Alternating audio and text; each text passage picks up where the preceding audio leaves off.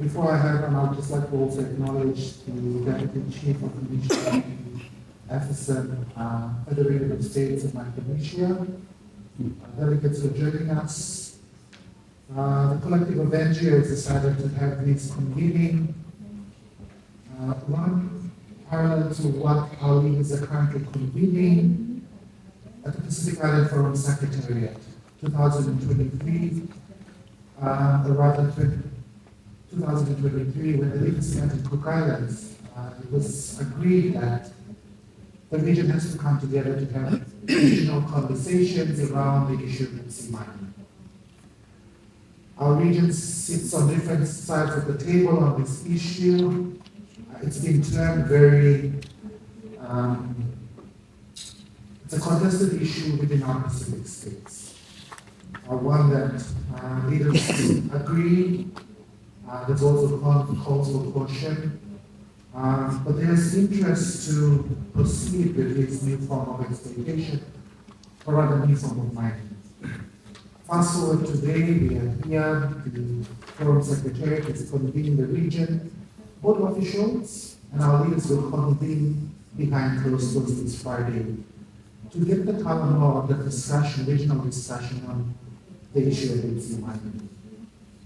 It is unfortunate, colleagues, that such spaces have not been limited to what we define as formal or very technical information, advisory, one that doesn't allow other, or rather a broader approach to inviting other stakeholders, excluding civil society, but also important voices such as our Indigenous people. They bring to these discussions technical, Indigenous science and conversations around why we should protect, or why, or rather challenges the context around being guardians, the perfect guardians that we want for our region.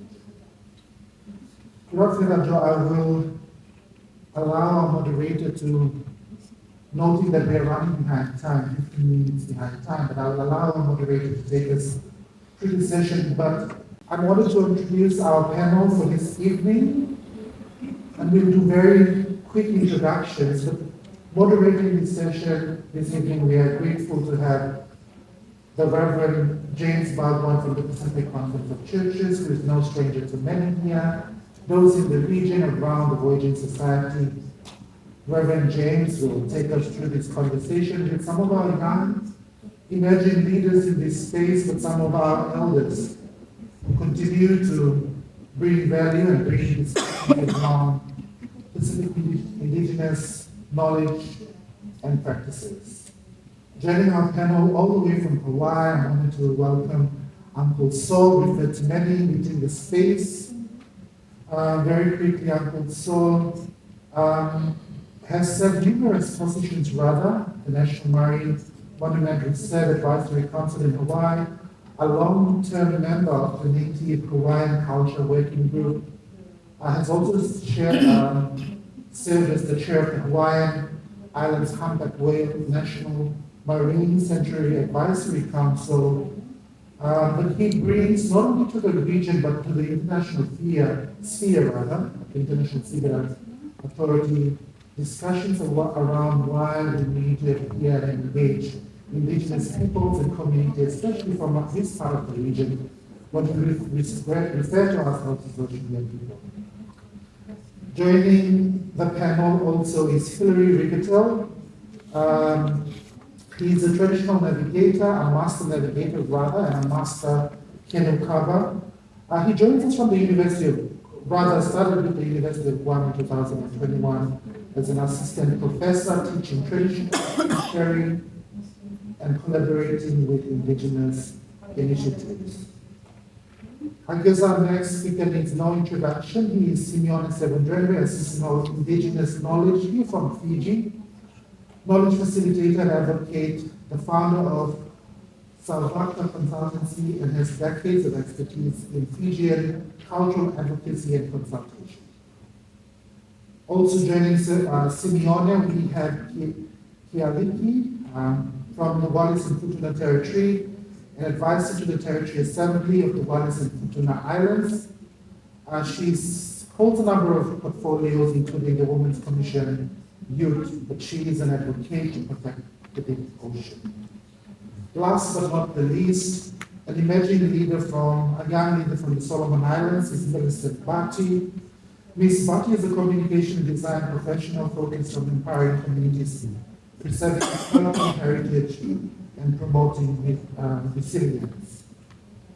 In 2023, Millicent founded Kastom Keepers to protect Solomon Islands' traditional knowledge and cultural heritage, working with vulnerable climate communities to strengthen resilience and adaptation initiatives. I'll hand it over to our moderator to take us through this evening, but please join me in welcoming our panelists for this evening.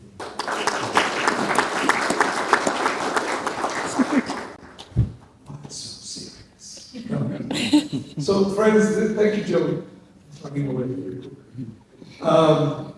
Just want to acknowledge that we are in the province of Reverend, home province for some of us, and acknowledge all of you gathered here this evening, as well as our esteemed panelists.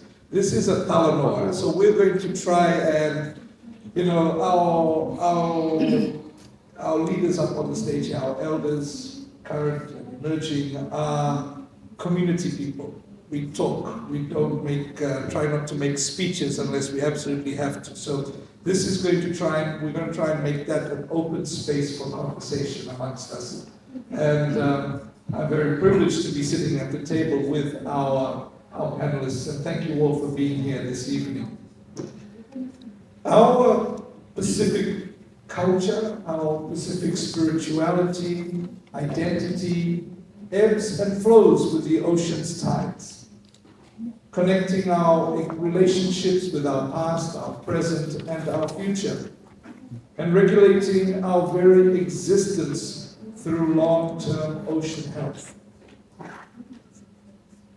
As Joey has mentioned, we acknowledge that there is a talanoa space that is not very inclusive at the moment. And so this gathering this evening and the other talanoas to follow over the next few nights is a way to extend the mat in the hope that one day these mats will be connected.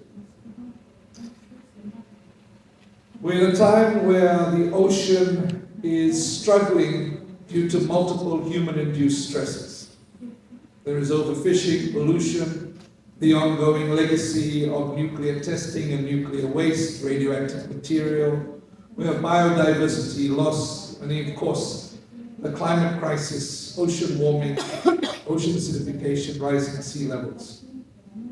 And added challenges are, of course, the current ocean governance regimes, exposed by the push for deep sea mining. And so tonight we take a conversation or a journey in this talanoa from ocean governance to Pacific Ocean guardianship. What is the role of custom knowledge and practice in this space? Our esteemed panelists have been introduced, and through our talanoa tonight we will look at a couple of issues. The land grab under the sea, Pacific seabed within the EEZs, and of course areas beyond national jurisdiction, the so-called global south and other powers such as China. Looking at the geostrategic implications accompanying DSM infrastructure, supply chain security, all these issues, and of course the geopolitical implications for regional sovereignty, solidarity, and peace. So there is already, from what I've shared, the knowledge that we need to really look at what we mean by ocean guardianship, not just governance, but guardianship. One that is informed by a millennia of custom knowledge and praxis in sustaining that equilibrium of life. So I'm going to ask all of our panelists, as a way of setting the scene, to share with us what does the idea of mining the seabed evoke for you in relation to the whole notion of guardianship and our kinship with the ocean.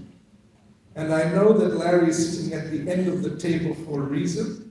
He already told me he wants to be far away from me, but there's no carver involved yet, so I don't know what he's worried about. But we'll start with Larry and we'll work our way towards Kealiki at the end on this issue of deep sea mining. And what does that mean for you in the context of guardianship and our kinship with the ocean? Millicent, the mic is right next to you. If you could just pass it down. Is it Buddha? Forgive me, before I answer or attempt to provide my perspective on the question posed by Reverend, let me first of all acknowledge the space that I am and we are all situated in. Mindful, of course, that before us were those greatest navigators of all times that settled these islands of Vanuatu and Ikilebu and all the rest of us in the Pacific. And to them, we are most grateful. I am most grateful, and I also acknowledge that their presence is ever more needed. I want to do so also in a way that we as navigators would do, and that is in a form of a chant that has been passed on to me as a protector of it for thousands of years. This is a chant that the navigators would use, one of hundreds of chants that we use to communicate and express ourselves, but in this one, to provide some context, I will do a chant that recognizes and respect those navigators, respect the land that we are about to depart from. It's a chant that we use when we're leaving. Respect everybody on that land, and above all, the ocean that we're about to push our canoe into. And in so doing, we also ask that this canoe of ours be released freely from the mouth of the peoples, from the mouth of the ghosts and the spirits, so that we can communicate. So please forgive me as I do this chant for us. I diro diro diro, I diro diro diro. I diro diro diro, I diro pali diro. I diro diro diro, I diro fani diro. I diro we barawa wai blanda wanadu blanda wanarmas. They wait the ale fani room we would do more in the middle. But the one Fiji, the whole entire Pacific.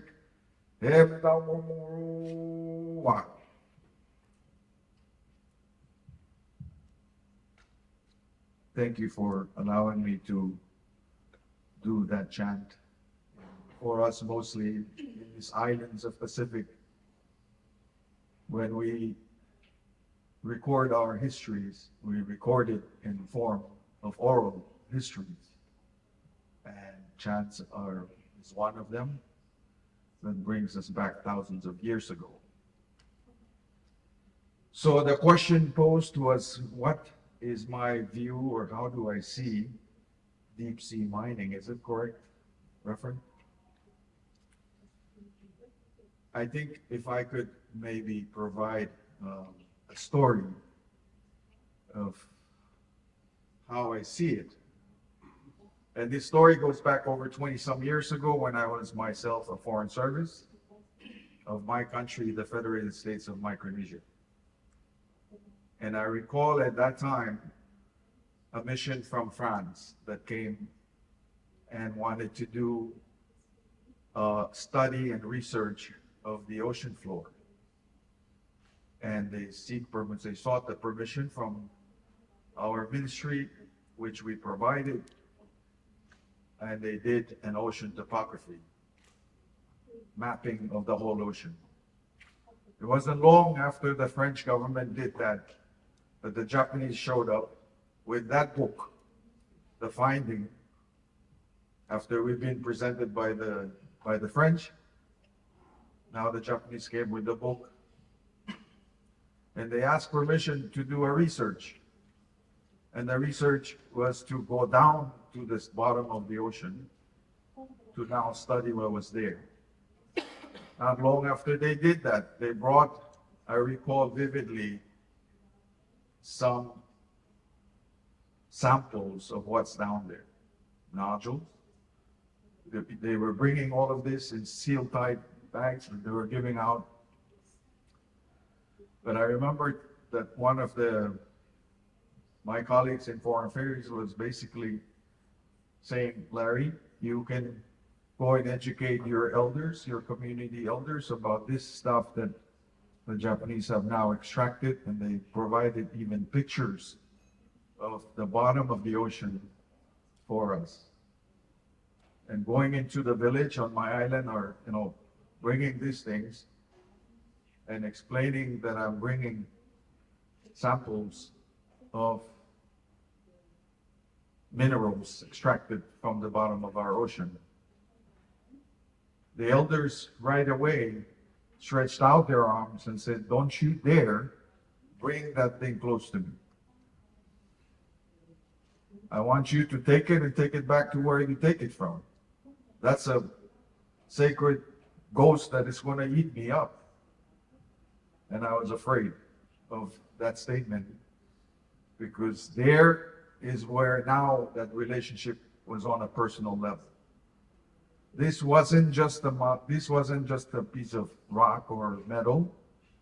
It was something that the elders told me, you're taking my great ancestors and bring it back to me. Do you understand what that means? Have you asked your permission to extract that? Have you protect yourself to be in the realm of spirits? Because if you're not, it can be very dangerous. And so to me, Reverend, I've taken that as a way of looking at what's down there. These are sacred stuff that ancestors knew about. I think it's common throughout the Pacific, but I'll end with also a portion of the story of Saugathruer. Saugathruer was the man in Micronesia, a navigator that went all around the Pacific and asked people, do you want to come with me?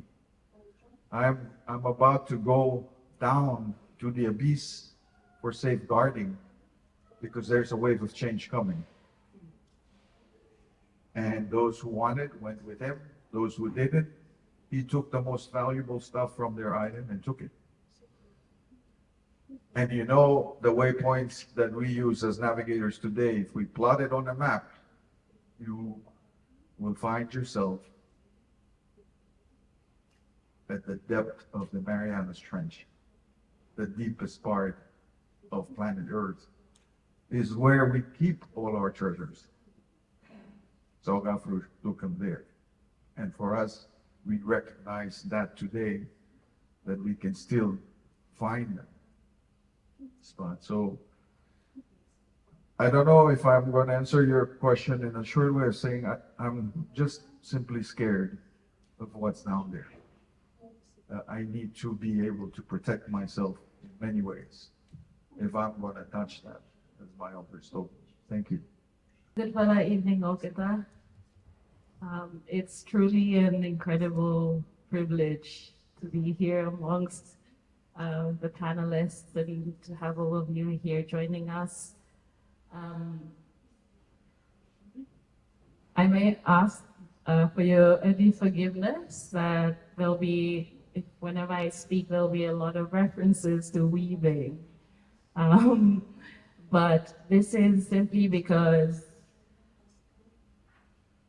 for me, growing up, I was very privileged that my very first teachers were my grandmother, from both sides, Malaita and Makira. And my very first education was Kastom, education. And one of my most memorable first lessons in Kastom was when I learned how to weave. My grandmother sat me down in her warm beef hut kitchen and taught me with 3 coconut fronds.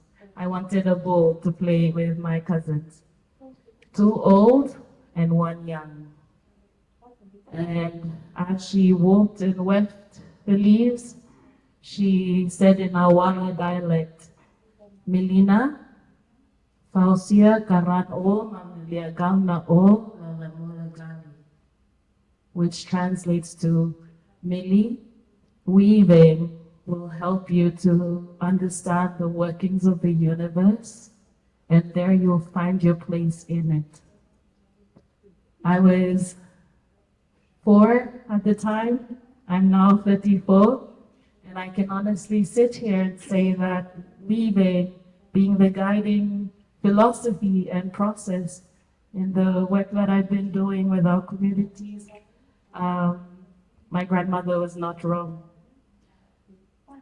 Throughout that weaving process, I learned to answer what we may call the greatest questions in life, from Socrates or Plato, who are we? Where do we come from? Why are we here? I learned a lot of those answers for myself, mostly being at the ocean. As Langa people, we are sea people. Our entire existence and belief systems are governed and built from the sea.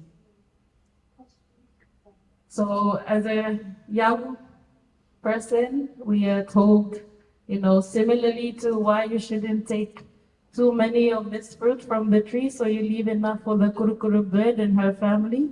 You also don't take this pebble that you covet from the sea.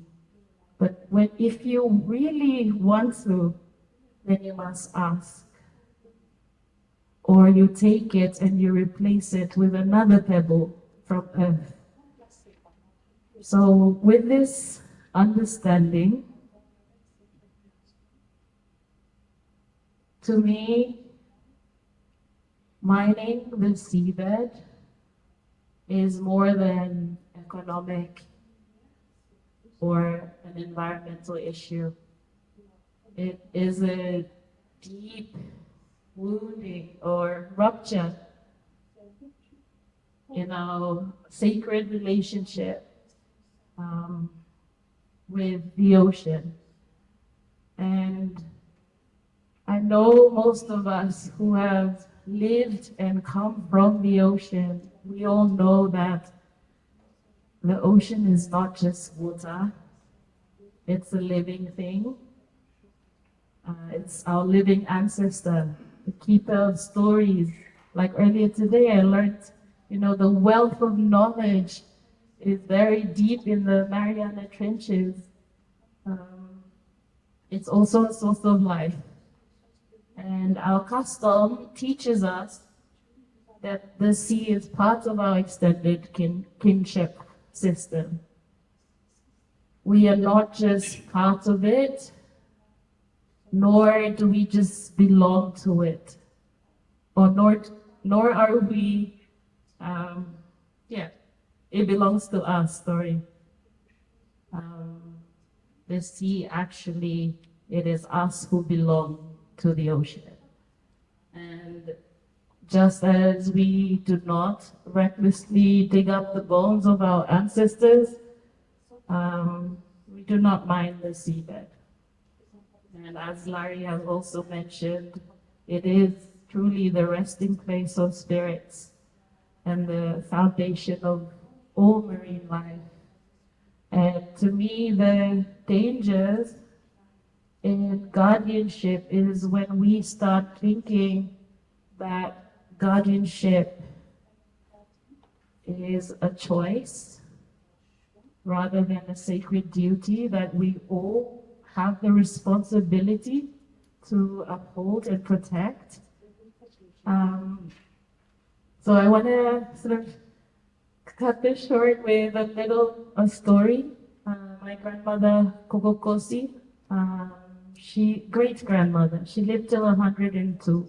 So when I was young, growing up in the village, I was still taking care of her.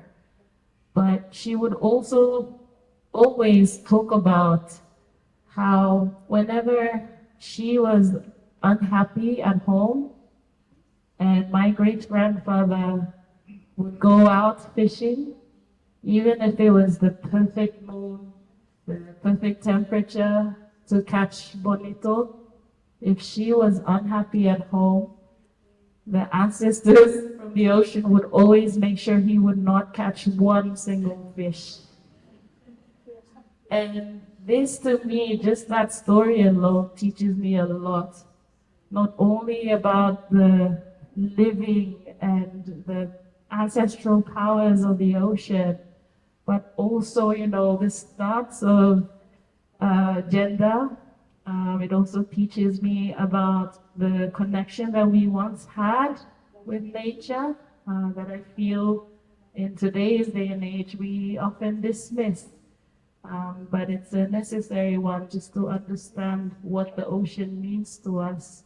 And yeah, Aloha kakou, apau.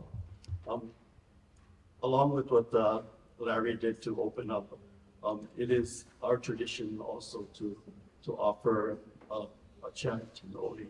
So I'd like to also offer an Oli for this evening. It was one written by one of our very well-known kupuna elder, and it's called Eho Mai. So it is talking about calling into our presence, our ancestors. Because when we are assembled, especially for important gatherings where decisions are to be made, and we want to be sure that our ability to gather is one that is also inclusive of our past. So if you would allow me, I'd like to first of all say my aloha to this land of which I am on as a guest. I'm very honored to be here. And with that, I'd like to ask each of you if you would give some thought this evening about who you would invite into our presence, so that as we have our conversations, they might also be here to listen and to help give us guidance and support. So I'd like to do Eho Mai for you.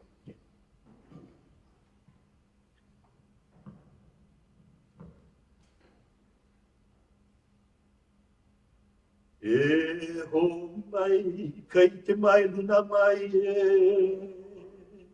O nā mea huna noia o nā kamele e. Eho mai, eho mai, eho mai e. Eho mai, kei te mai luna mai e. O nā mea huna noia o nā kamele e. Eho mai, eho mai, eho mai e. Eho mai, kei te mai luna mai e. O nā mea huna noia o nā kamele e. Eho mai, eho mai, eho mai e.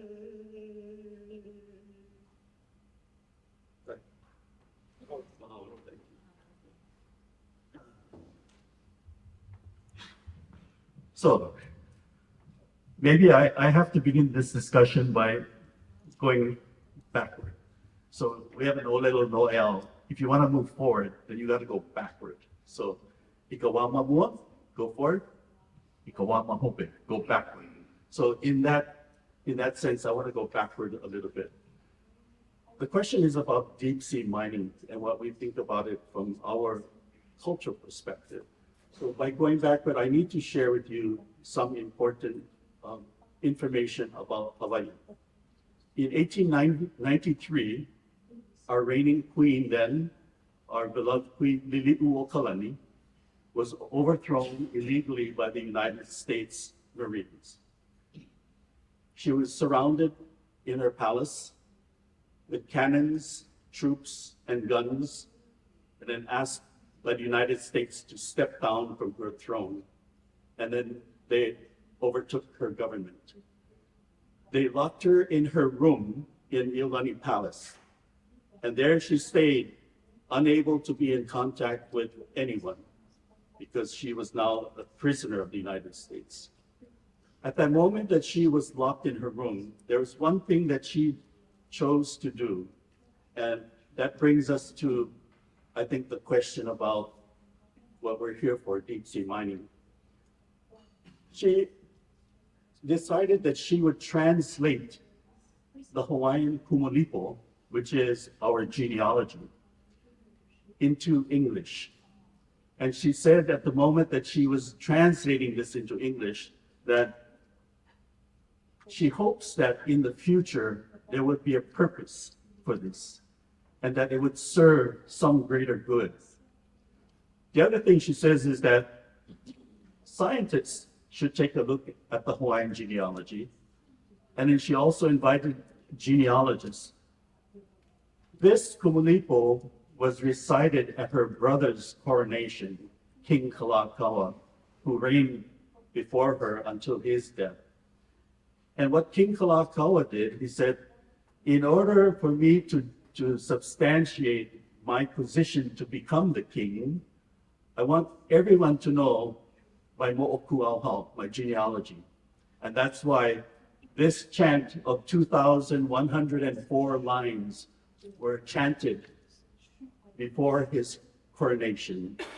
And then by doing that, what he did declare is that this genealogy is now my law. It is law of the land. This is who I am. This is where I come from. So let me chant just a few beginning lines of this chant. And it says, Hanau kumuliko po he kane, Hanau po ele po he wahine, Hanau ka ukuko akoa he ko ako akuka. Those beginning lines in this genealogy says that we come from the deepest part of the ocean, in the darkest part of the ocean. And it is there that there is an organic matter. We call it the vali. It's like the mud, the silt. And in that is genetic, it's like a genetic soup. And then kumulipo is born as a kane. Po'ele is born as wahine.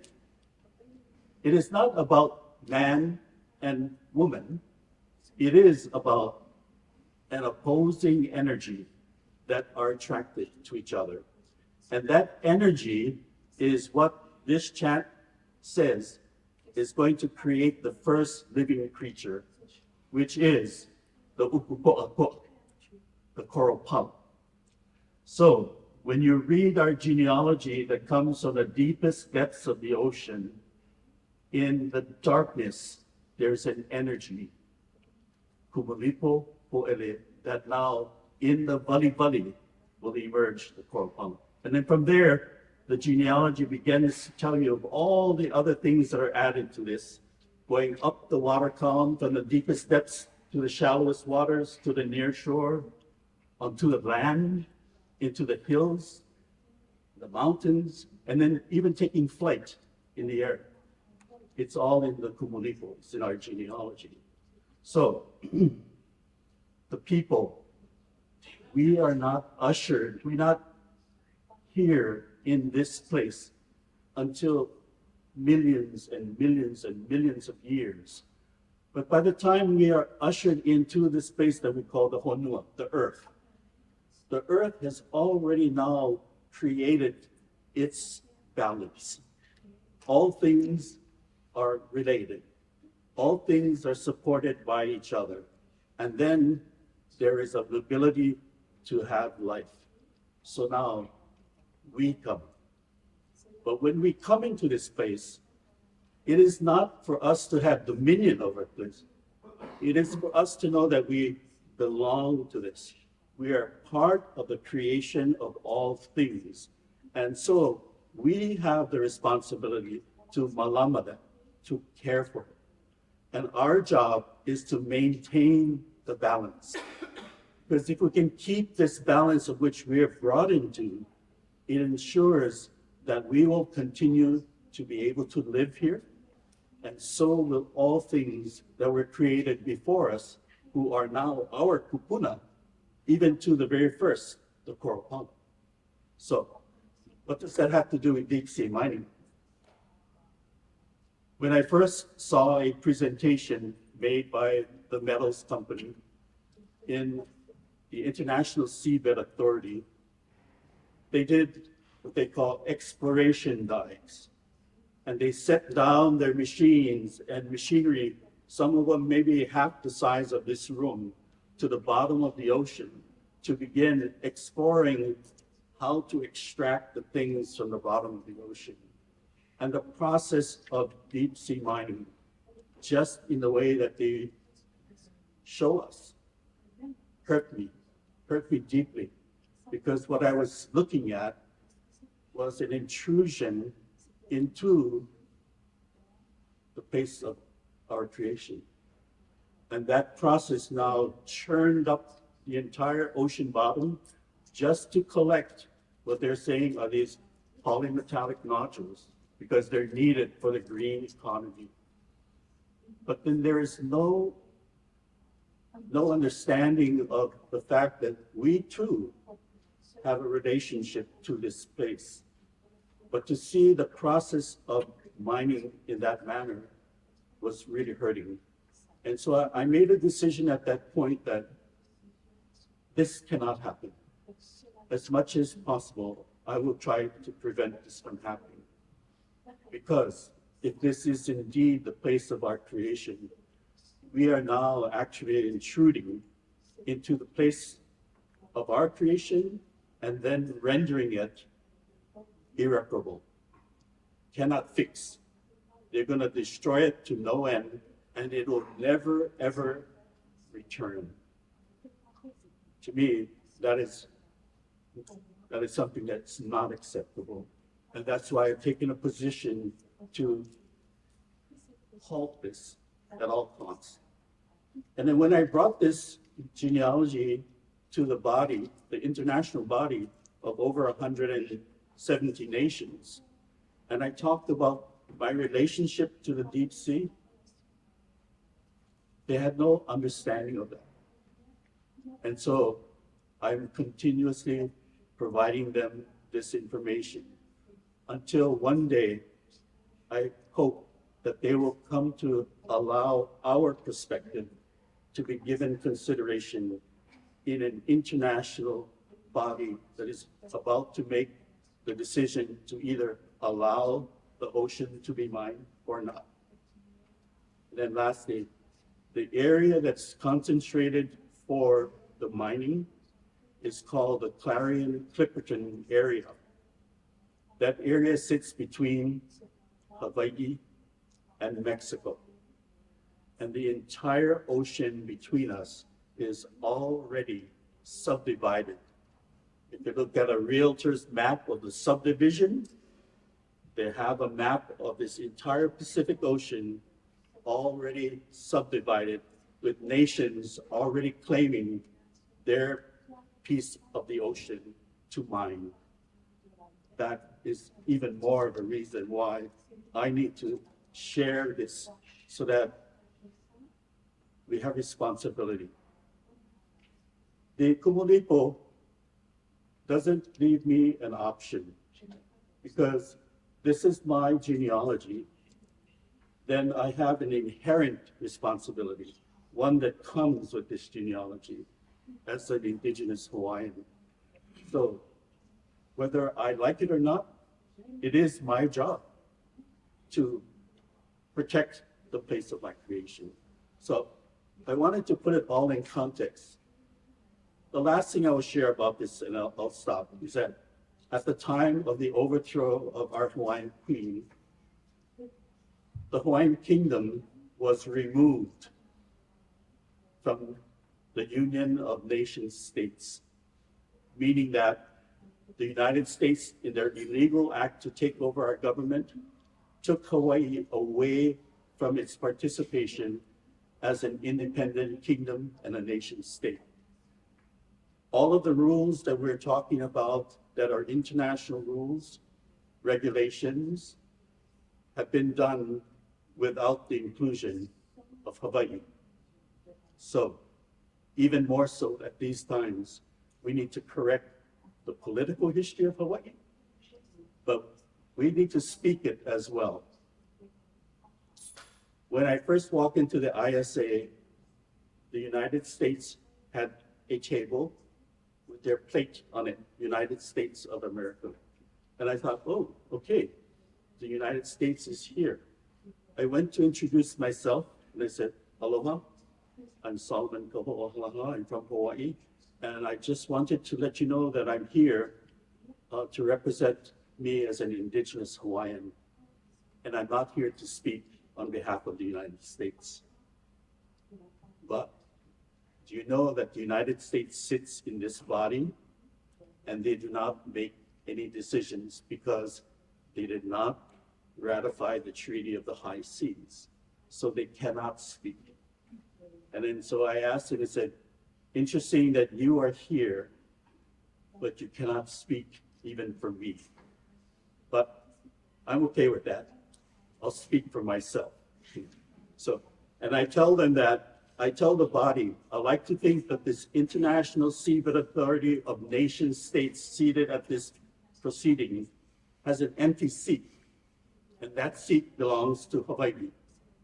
And while we're not occupying that seat right now, I want to be the voice.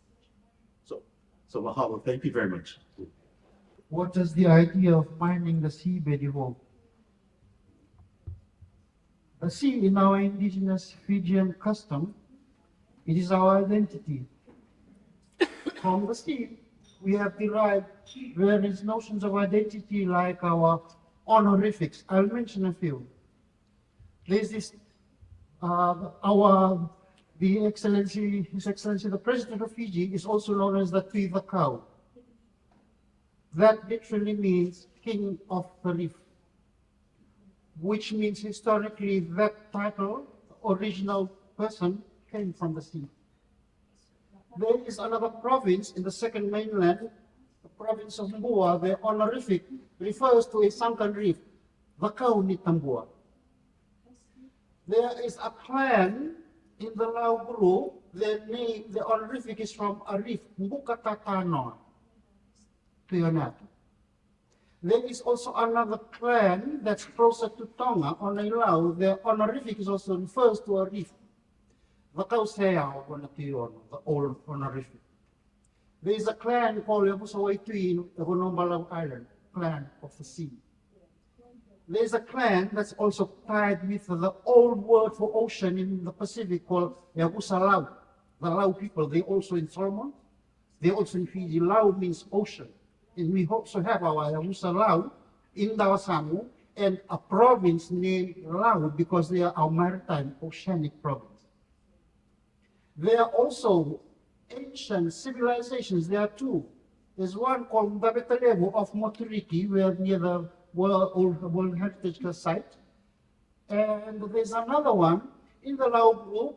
It's called Mburotu. From here, the early warriors who went to conquer Tuimanua in Samoa, and also from which the old Tuitonga lines came from this sunken civilization. Then there's also our sentinels in the ocean, whom our ancestors have framed as our totems, the sharks, the turtles, mine, the trevally fish, and including the giant trevally, the octopus, the stingray. These are our ancestral vessels who roam the sea as sentinels. And there's also our traditional installation of chiefs. Some chiefs are land-based chiefs. Some chiefs emerge from the sea, and upon installation, they take a ritual bath out at sea. There's also our governance, which is another topic later in this question, but let me just broach it now. Here in Fiji, our governance is divided into two. There are land people, Kaivanua, and there are sea people, Kaiwai. And there are norms and customs of mutual respect between these two. I'll talk later on it when the question on that comes up. Before Christianity, when our ancestors died, their soul traveled from their fort, from their hill, and they look for a place that jumps out into the sea. We call it Naivimba, the leaping off place. The sea, the soul goes back to the sea. And when I say the soul goes back to the sea, it brings it goes into our area of the underworld, Bulu, where our sleeping ancestors lie. That is, it's tied to what you mentioned about the Hawaiian, the genealogy. Underneath the earth, underneath the sea, we refer to that as Bulu. When Christianity came, it just said heaven and hell. There was no notion of hell. It's either you sleep in the underworld, which is below the waves, below the land. There is also, and I noted the word mining. There is no word for mining in our language. There is no word for to mine, to extract. We have words to dig, to cultivate. Our social realism, our language reflects our social realism. We never mine. It was never has been, and never will be in our vocabulary. Because mining is going into the tabu zone, Bulu, where the ancestors sleep. Why am I bringing all this up? When we talk about sea mining, all that is brutally violated and disrespected. Our notions of identity, the sources of where our ancestors and our chiefs came from, our protocols that demarcate who behaves, who looks after what on land, who looks after what at sea, the customs that come with that, all that is derived from the ocean. And I haven't mentioned the trade. We traded as far as New Caledonia. We have ancestors coming all the way from Marata, now known as Malacca, to Fiji. They have their pockets of some. They now live here in different settlements and hamlets. We also have trade. The seafarers from Micronesia, they gifted the sail to our craftsmen, canoe craftsmen in Ulanga and Kambata. And also, the red feathers that Fiji had was highly sought after for Tongan mats lining the kula. We use that word even today for our mats, but we are referring to the wool from Australia and New Zealand, but we use the old word kula, the red feathers of the collared lorry. That was highly sought after. That was the Tongans would come to Fiji and traded the red feathers because the red was color of red. And Fiji was only the land which had the endemic red-feathered birds. They traded all the way to Samoa. And in exchange, they gave us our whale tooth. Nobody hunts whale. But because it was rare, it became a sacred object. Sacred means tamu. And the old Fijian for something that is sacred is tamua, something that is sacred. All these notions, our identity, our history, our notions of governance deriving from the ocean, yes, we are land people, but that's the connection, is evoked during ceremonies, during funerals, during burials, all this. When deep sea mining happens, all this is brutally violated, brutally trampled upon, disrespected. All for a few coins. We will not stand for that. That's our identity, our history. None.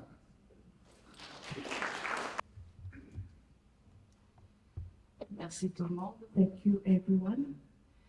Et tout d'abord, je voudrais adresser ici les salutations de la soirée à Joy et toute l'équipe all those who are here, au révérend, modérateur, the moderator, aux participants ici présents you are here present, et à vous tous and all of you qui sont là who are avec here nous ce soir. with us today, this evening. Je pense que I think that le sujet phare de ce soir, c'est surtout the concernant subject notre concerns océan, our ocean les fonds marins. and Et je voudrais juste revenir en I arrière, would like to comme go back. mon confrère de Like my Hawaï. brothers had, my brother from Hawaii had said, Quand on parle de la mer, when we talk about the sea, c'est la même chose que la terre. it's the same thing as the J'ai des common frissons. land. Parce qu'à Wallis I and have Futuna, goosebumps in Wallis and ce sont Futuna. des sujets tabous. It's taboo. Pourquoi je dis que ce sont des sujets tabous? Why I'm saying it's taboo? Parce que la terre et la mer, Because the ce sea sont les sea and the richesses land de notre territoire. is the resource of our Et même territory. si je suis là Even if en I'm présence here avec vous pour représenter notre territoire, to represent our territory, je n'ai pas mon mot à dire. I have Même en no étant words to élu say. du territoire de Wallis et As Futuna. an elected member, Surtout quand on parle de la mer et when de we la talk terre. about the sea and the land. Pourquoi? Parce que à Wallis et à In Futuna, Wallis and Futuna, on revit encore la vie de nos ancêtres we're still living the lives of our ancestors, et on respecte encore and we still respect nos ancêtres nous what a our laissé sisters had left us jusqu'à présent. until today. Et pour revenir à la question To come back to the d'exploitation question minière, on exploitation, je remercie complètement nos ancêtres I would like to et thank je our voudrais sisters. juste vous partager I would like to share une petite histoire de ma a vie small personnelle. story of my life.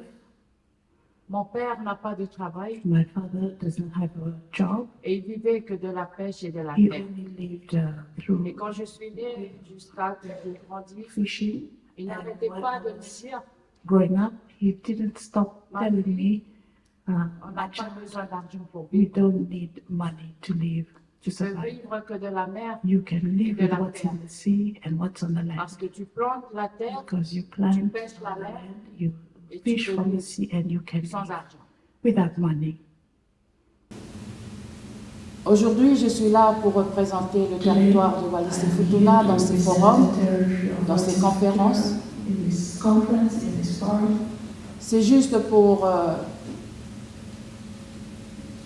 it's to vous dire tell you ou pour participer and aux participate échanges in this exchange que nous sommes en train de faire that we are doing, et surtout concernant and especially concerning l'océan, the le fond ocean marin. and the seabed. Mais tant que nos autorités coutumières, But as surtout nos autorités coutumières, our customary head, ne valident pas, they don't validate, on ne peut pas we cannot se prononcer say sur anything un oui ou sur un non. on de a l'exploitation yes or minière. no on C'est pour ça, what's happening. ce soir, je suis vraiment très ravie de participer à cette conférence Very happy to participate et à in this entendre conference and to hear tous mes confrères et consoeurs ici présents partager ce que les vécus de leur what they're territoire. living in their territory. Je peux m'exprimer ce soir I can que express myself. je suis fière pour Wallis et Futuna I am proud for Wallis and parce Futuna qu'on because on vit encore we're still living et on préserve encore and we're still preserving cette richesse this que nos richness ancêtres nous that ont our léguée jusqu'à ancestors présent. left with us up until now. C'est pour ça que That's why s'il faut échanger à when toutes ces we questions exchange with these questions, que nous pouvons échanger ici ce soir ou même dans les jours à venir, or in the days to come, je dirais I would say et je tiendrai toujours la position de mon territoire the position non of à our l'exploitation, territory to toute no, forme d'exploitation no to any concernant form of nos fonds marins exploitation in et what concernant concerns notre our sea, océan. our ocean. Pourquoi je dis ça? Why I'm saying this? Je retiens de mes ancêtres I que hold on to our ancestors. la mer est vivante, la terre est vivante. Ils ont des oreilles, ils ont des yeux, mais on ne se rend pas compte. Parce que même chez nous, à Wallis et Futuna, il y a d'autres différentes pêches où il faut faire une cérémonie kava avant de se rendre à la mer. Et d'après eux, c'est pour récupérer beaucoup de poissons. C'est pour ça que je suis fière de ces échanges ce soir. C'est pour vous exprimer le sentiment du Wallisien et du Futunien, surtout pour défendre ces richesses. Parce qu'une fois qu'on parle d'exploitation minière, je parle surtout dans notre territoire, je peux dire qu'on est mort. Voilà ce que je peux vous livrer ce soir concernant tous ces échanges et surtout sur cette première question. Et on arrivera par la suite parce qu'on aura beaucoup de choses à échanger ce soir. Mais en ce qui concerne seulement cette question d'exploitation minière, le message surtout que j'ai envie de vous dire ce soir, c'est de préserver, c'est de conserver notre océan. Il est vrai qu'aujourd'hui, il y a quelques territoires près de nous qui ont déjà légué à exploiter. Comment ça se passera à l'avenir, surtout à nous qui sommes juste à côté. C'est ça la crainte que je suis en train d'y travailler et d'y réfléchir. Je ne sais pas pour mes collègues ici présents, mais pour moi personnellement, surtout pour une première participation à tous ces échanges concernant les fonds marins, il y a une crainte. Nous, à Wallis et Futuna, il faut qu'on s'attende à ça. Voilà, Révérend, ce que je pouvais dire ce soir concernant cette première question. Et merci quand même de nous avoir invités, surtout à l'équipe PANG, à cette conférence pour pouvoir échanger comme ça et aussi pour vous livrer ce que ressent chaque territoire ici présent. Merci. Merci beaucoup, and thank you all for starting to unpack just one question, one thought. And I think that's something that we need to acknowledge in our talanoa when we talk about these issues. There is a tendency there is a simplicity about the way we speak, but sometimes we want to simplify it. And in doing so, we cut these things short. And I've got only another 10 questions left to ask. But we're going to weave this, to use our daughter's words, to weave this talanoa. And in the reflections that we have heard so far this evening, we've heard quite a bit about, particularly around the engagement or moving into this area of our indigenous knowing and ways of doing, which really are indigenous. We say indigenous knowledge, but really that does an injustice. This is indigenous science. The way we express it, of course, is not through technical language, but nevertheless, this is indigenous science. What we sometimes reduce to just storytelling or myth-telling. These have deep significance as they have been even just shortly unpacked this evening. So, to our elders at the table tonight, and I'll leave this open to anyone who wants to answer rather than going through it again, otherwise we will never get past question 2. The understanding of indigenous science. How does this help inform and ground conversations around the interconnectedness between people and the ocean, as you have shared already.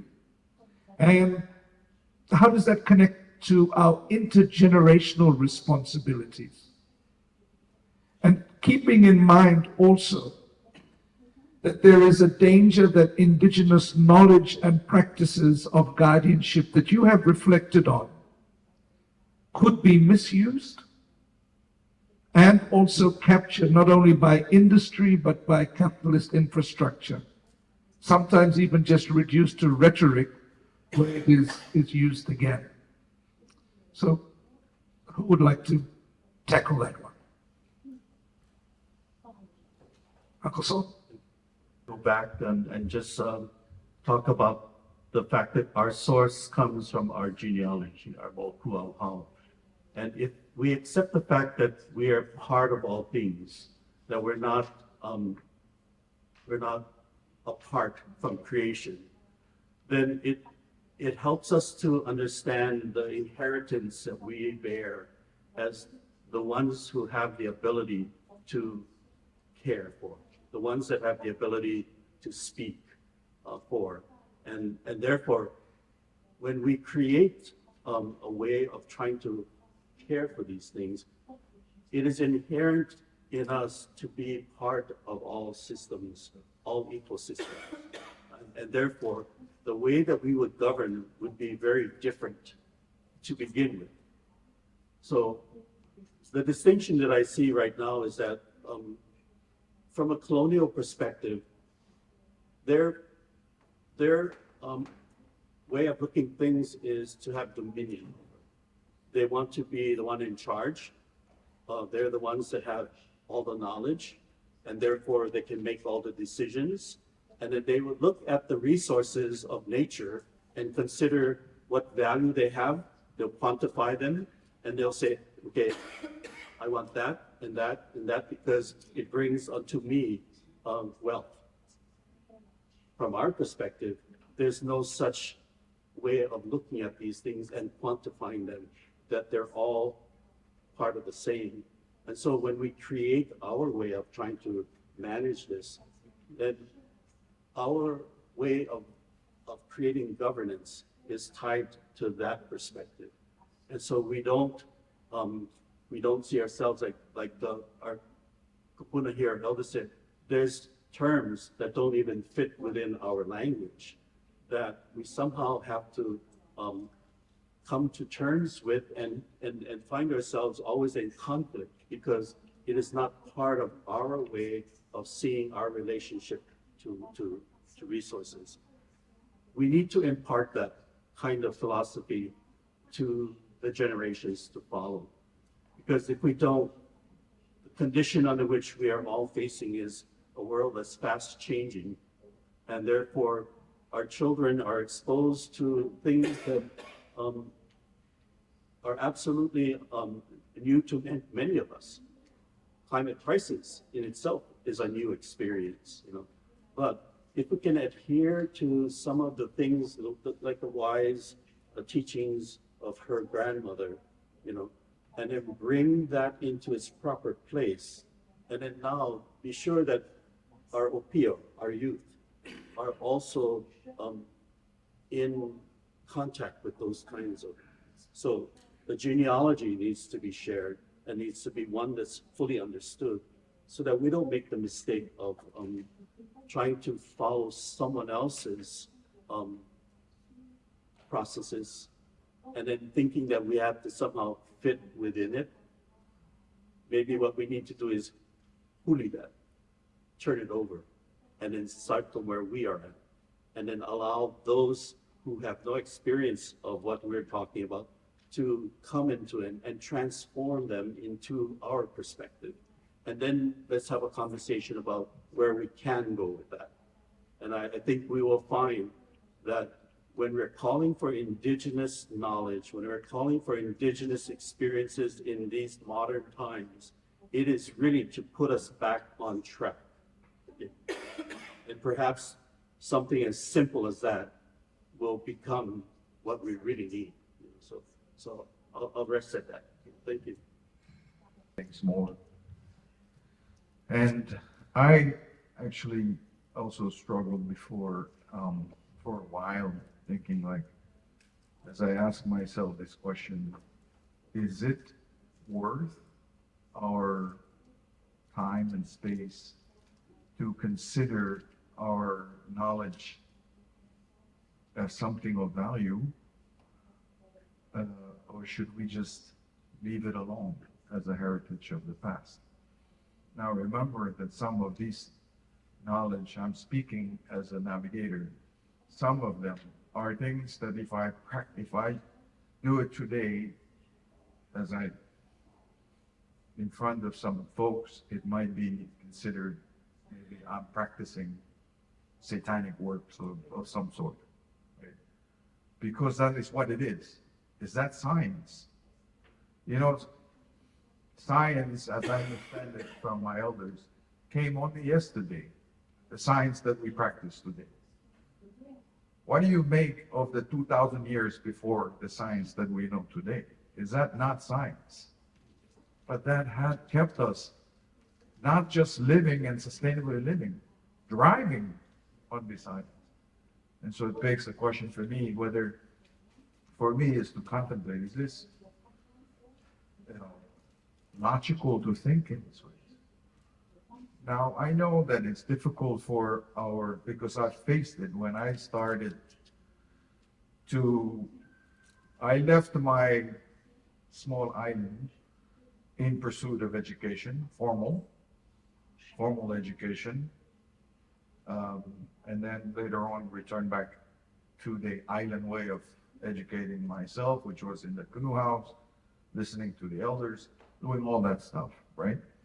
But in promotion of the culture that I do now, I sometimes wonder whether I'm robbing these young fellows from proceeding to seek out. And I sometimes think of myself as a hypocrite, like, oh, but then I tell myself, no, I need to help these young people to understand that their 2,000-year history should not be just put to the side. I think it's very relevant, personally for me. It's something that could be considered as science. Today, in the work that I do, I have people from NASA coming and wanting to corroborate their work of space photographs, aerial photos of current and waves and etc. And I'm telling them, yeah, this was shared in this chant, this was this, and so, but first I have to ask them, are you here for me to verify your work? And these are NASA scientists who are like, yeah, precisely. So it gives me the confidence that, no, our ancestors, if they had to, they would have gone down to the depth of the Marianas Trench and extracted minerals if they had to. They would have gone to space if they wanted. But maybe that's a bit stretching it, but I know that people were, long before ships and whatnot were proceeding, the great scientists were already venturing the Pacific Ocean.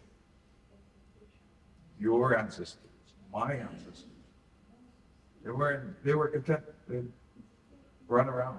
I sometimes think, like, if you look over the Pacific and the way that is being drawn up by someone else's work of the map, and you bring it to us to redraw that map based on ancestral knowledge of seaways and highways and whatnot, it has no boundary.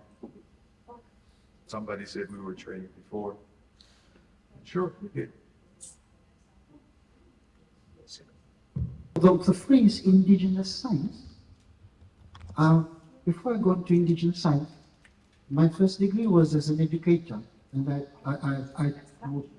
I learned the theories of education and psychology and how the mind works and learns and absorbs. And during our practicals, we would be told the best teacher is the one who can take the complex and simplify. And that was an ongoing thing. To take the complex in whatever subject and then distill, rephrase, paraphrase until it is, the explanation is so simple. That teacher is then deemed a wonderful teacher. In a similar way, we in the Pacific, we've been here for 3-4 millennia. The guardianship of the ocean, we have simplified it into stories. And in Fiji, those stories take the form of myths and deities. I'll mention a few. These names have been reframed and demonized when Christianity came in. Leave aside the Christianity, the essence of these deities were framing the watch out when you go there. Be careful here. That has a guardian there. Do not violate. Don't make noise. So, few of the deities, anthropomorphic creatures who had a human name or human face. One, Dauvina, the torch bearer. This is the patron god. This was the patron god of seafarers. If they got lost on a black, cloudy day out at sea, he shines a torch up in the sky, just directing them, go that way, steer clear of the hidden reefs. There's this one who takes the shape of a shark, the Wanga. There's another one who takes the shape of an octopus, Roko. There's another one who takes the shape of a huge turtle, Tuinekas. There are another 2 turtles, our grandmother and a daughter, watchers in Kandau, the island in the south. The names, Raundalile, Tineitamong.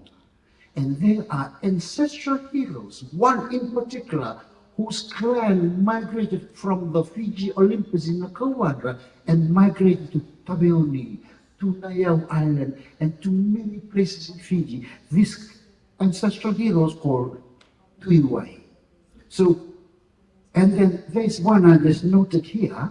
I grew up with my grandmother singing this lullaby. Well, that's not singing, actually doing this. This is done to babies who are crawling. Our grandmothers do this game. They put their thumb on the mat and they'll recite this. Te te ulavi te malangi te tivi te robono te kaua katumba te kalolo karobo. That nursery rhyme was a poetic or mnemonic device to teach babies in the coast, in the seafaring tribes, the behavior of a parrotfish. The parrotfish sleeps by plonking its nose in the sand. Long before science knew it, it was the stuff of babies learning in a nursery rhyme, Tete Ulabi. And it mentions the phases of the parrotfish, Ulabi, Tivitivi, Tete Ulabi, Balangi, and Tivitivi. 3 different fishes, but in the rhyme, they're one family. They go through a phase, and they plonk their head their nose in the sand to sleep. This was centuries ago, known before. That's indigenous science. There's indigenous science in the sea, in the river, and on the land. But what I'm trying to say is, what is now framed as science in a 4-year study, in a 10-year study, we did that in 3,000 years. That's our science. And the complex has been so simplified into the baby's nursery rhyme. How can you beat that with modern science? Thank you. Does that mean that the value gets lost when compared to the very technical 3, 4, 10-year studies, especially when we're looking at things like ocean guardianship, the value of that indigenous science and knowledge? The indigenous science became marginalized with the arrival of the Western science, particularly in Fiji, when upon being ceded to Great Britain in 1874, where the learning, the socializing, the creating of validating and creating knowledge no longer looked at the indigenous science, and then the value gradually diminished, because when it's out of sight, it's out of mind. So, yeah, that's, the value diminishes, but hang on, our knowledge does not entirely disappear. It waits in that place, that space.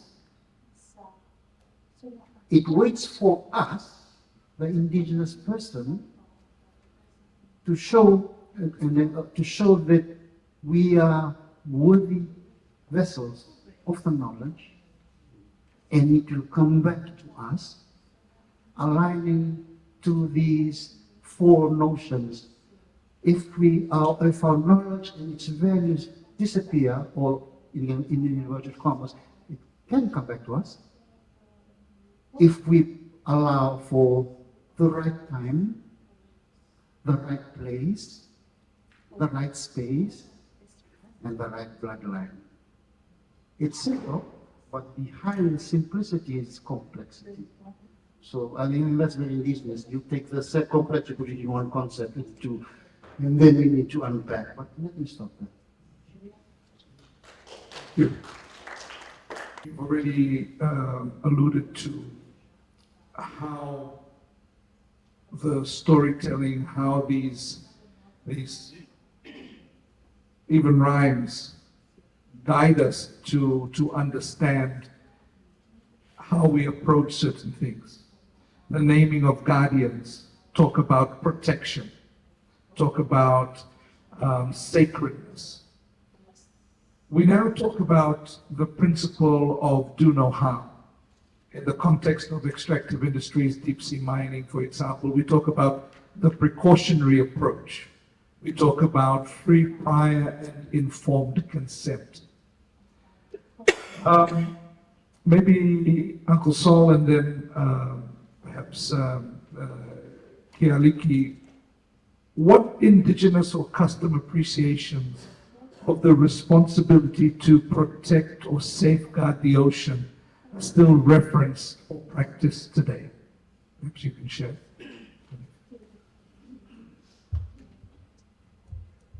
Again,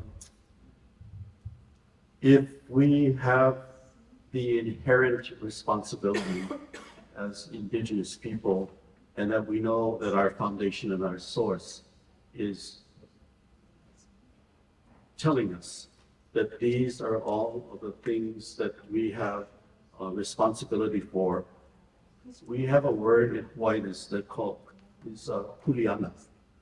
So the kuleana for the mokuākea, the kuleana for the genealogy is that we have to bear the inherent responsibility for the care of all of these things, and that makes it very important for us to understand.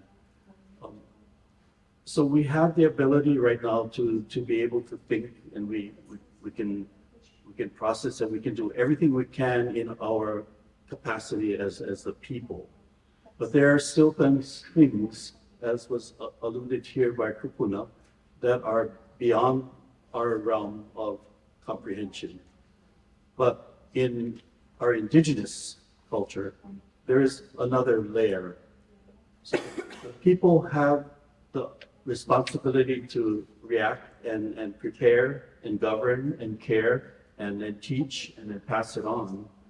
But there's going to be some of those things that are still beyond our comprehension. And that is where I think we invoke this idea of mana. The mana is our spiritual layer. And for us, it's a very real thing.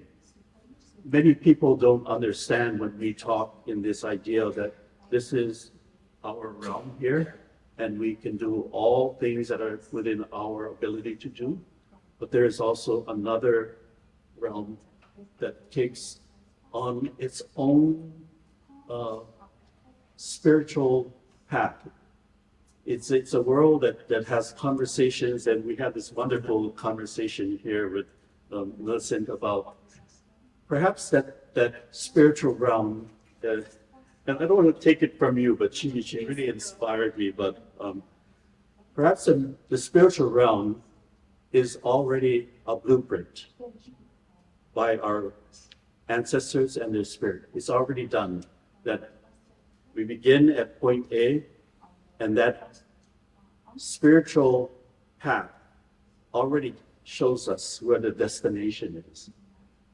We're fumbling along the way because we have this ability to think, to speak, and to do. So sometimes instead of paying attention to that path, which we don't have full understanding of, then we go this way and we go that way, and then, so we're going going crooked. But in the end, if we put ourselves and our thinking into that spiritual realm, it now will bring us back on track, and then we continue to move forward.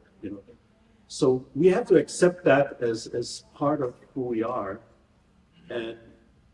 and heed to those kinds of moments, and sometimes it comes, just as a thought in your mind. You go, well, where did that come from? I don't want to pay attention to that because I know nothing about that. But maybe these are the times that we're being ushered by the mana, by our kupuna, to say, hey, go right. But I go left, right? So I think, I don't know where that right came from, but maybe I should go left. But perhaps if we followed some of that it is that part of our culture using mana, using the spirit to also help us to find directions. And then all of a sudden we turn right. And when we turn right, a door opens. Another opportunity comes. You meet new people that bring information to you, or you find a situation that can be resolved only because I heeded to that little spark in my mind that said, turn right. So I'm not trying to simplify it, it's not, but I think we should be aware, and we should understand that we live in these two realms, and we have to acknowledge that that is the realm of our kupuna. That's the realm of our ancestors that are here trying to be of support so that they can try to keep us on track. And all we need to do is to heed those moments and know that they are as real as me trying to be here and do things with my own hands. That there is that as well that will help us. Thank you for a beautiful way of putting that together. So. Perhaps it's the beauty of intergenerational sharing that the elders can learn from the young ones. Just while we're still on that, we have the knowledge, we have the sharing. You've shared, this how we can engage on these issues. But the fact remains that not all Pacific peoples, and especially including Indigenous voices, are included on the mat.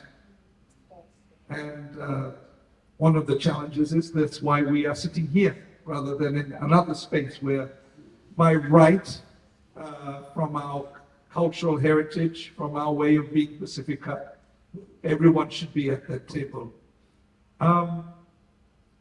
Keliki, what are your thoughts on that? Why people are not, you do not have that space at the table?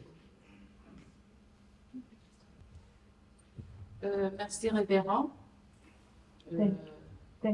Thank you. Je pense que I think si on that réfléchit bien sur ce if we think sujet, about this, c'est vraiment un sujet très délicat. it's a really delicate subject. Et chaque pays a Each sa façon, country has a way a of sa living, façon de préserver, its way de of conserver. preserving and conserving its Je resources. peux dire que, Would like par to say exemple, that, de nous à Wallis et Futuna, for example, as in Wallis and on Futuna, tient encore ce que nos ancêtres we maintain nous what ont our ancestors préservé, have parce que preserved, il y avait déjà because when we were born, it was already there. les autorités coutumières, Uh, surtout que Traditional heads, on est sous tutelle de especially we are under France, et nous avons une gouvernance tripartite. we have a tripartite government. Et si on parle d'idées, et responsabilités, And if we talk about responsibility, I would like to say that nous avons encore notre coutume qui est encore en valeur, we still have our custom, nos traditions, our tradition, et c'est ça qui fait un peu, qui nous coupe un peu and that's what's covering us from all toutes ces idées all négatives, these negative ideas, si je peux dire ça. if I can say that way. C'est pourquoi aujourd'hui, That's why on a encore des doutes, today we still have that doubt, prêts because we are not really ready à dire to quoi que ce say soit, what we can ou faire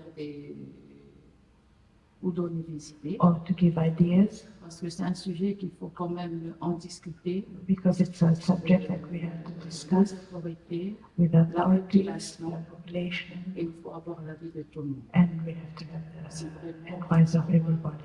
If we really want to have a concrete cela, result, that's si why vraiment il faut qu'on se responsabilise, if we want to have the il faut d'abord responsibility, la concertation we still have to consult notre voix with our ministre, ministers, with our king, with our relayer customary l'information. heads, and then link the information to the whole nation. Today, we have a tradition Actuellement, that's taking place in Wallis and Futuna, nos vieux se rassemblent dans les tawassous. that our heads get together in Atawaso around the Et ce block. sont ces moments-là qui Carver. sont vraiment sacrés. And during this time, it's very sacred because our heads, Échange avec our elders, we exchange with all the generations, and it's from here that we can transmit the message. par exemple, sur ce sujet-là. For example, this subject, C'est comme ça qu'il and faut that's how préserver. we preserve. Et parce que depuis, on préserve oralement. Et parce que depuis, on préserve oralement. Because we've been doing it already, but as time goes by, we will try to find other solutions to preserve and conserve all this. What's from our ancestors, and just until now, we still have our ancestors who are there to teach us, to guide us, pour ne pas se tromper and to not make voir mistakes sur ces sujets. on this subject. Voilà ce que je peux Thank you, that's dire. what I do. Je suis encore dans la bonne réponse à votre I hope this is a question. good answer response. Merci. In that same token, I'm going to come to the wise young one, who has been schooling Una, Hawaii. Millicent, we just heard about the sharing, the way of engagement, and how that, from a traditional perspective, can actually enter into the policy space. In your experience, what community practices or considerations and processes, as we've heard from Wallis and Futuna, what is your experience of those processes that may inform and perhaps even transform policy making, such as on extractive industries? Small question. Huge question. Thank you, Thomas. It's a huge question, so I'll try my best. But just before I try to answer, I just wanted to also share a little bit from the previous question. As a young, emerging leader in this space, just not having a seat at the mat, I understand it's part of the system, but for my elders to not have a seat at the mat, that I cannot understand. You know, there's a reason, a deep reason why our ancestors made sure that in the middle of our communities, we have the tambu house, or the faleteles, the maniapas, the nakamals, the marae, the bude, whaiwhai, the paile. You know, these are the spaces where, you know, our differences are settled, our wisdom is shared, and this is where we actually forge unity. And for me as a young person, if I were to apply that in today's day and age, besides social media, the new gathering space, that traditional infrastructure is pigs, you know, and so it's actually quite disappointing to recognize that even that, you know, tambu house or whaiwhai doesn't uphold the values in which our ancestors initially designed it for. It's the Pacific way, you know. And sorry, can you repeat your last question? Well, look, you've shared about that process of engagement at the community level and the disconnect, perhaps we can say, at the regional level. How can we bridge that gap? What is your offering for that? So from that, I'll connect it to the work that we've been doing as custom keepers in Langamana, specifically Bhagwan, Lilisiana Lagoon. So Lilisiana is also my maternal home, and the narrative back home is Lilisiana is the next one to go.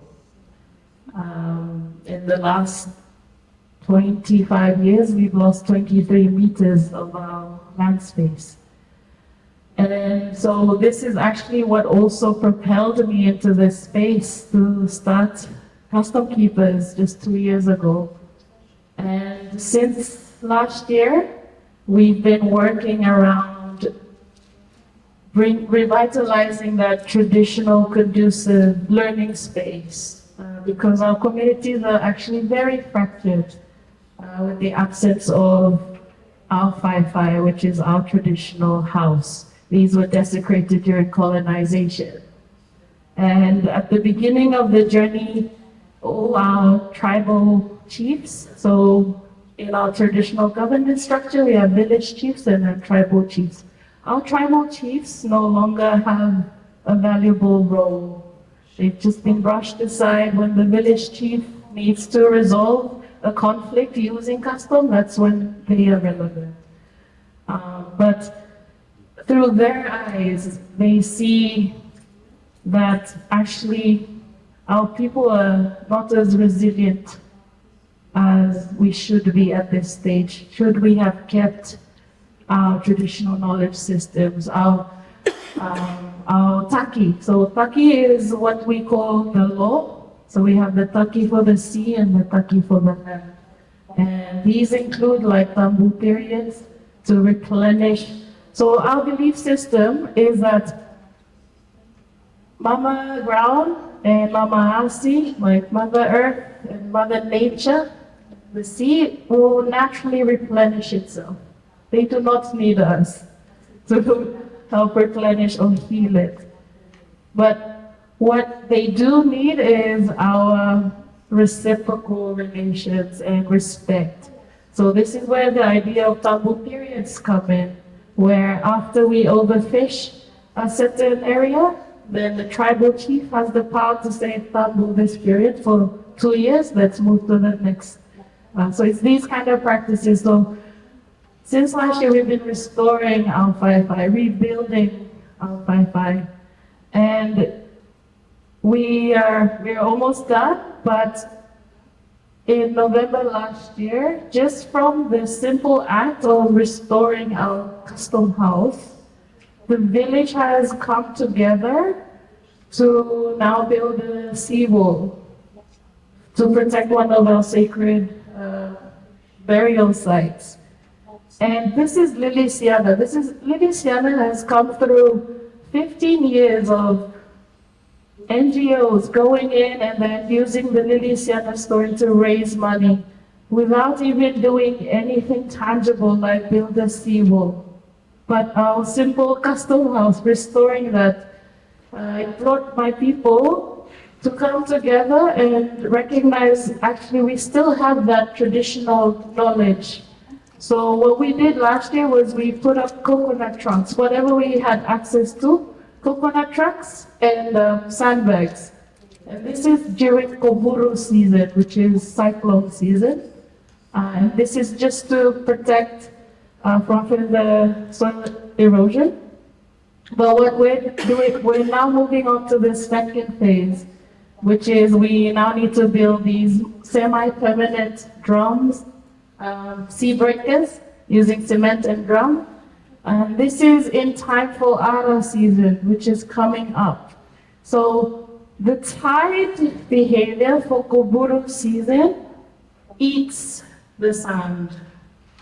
Whereas in Ara season, the tides build the sand. So this is how we're using our own ancestral wisdom and traditional knowledge, our science, to reclaim the land that we've lost, the 23 meters that we've lost.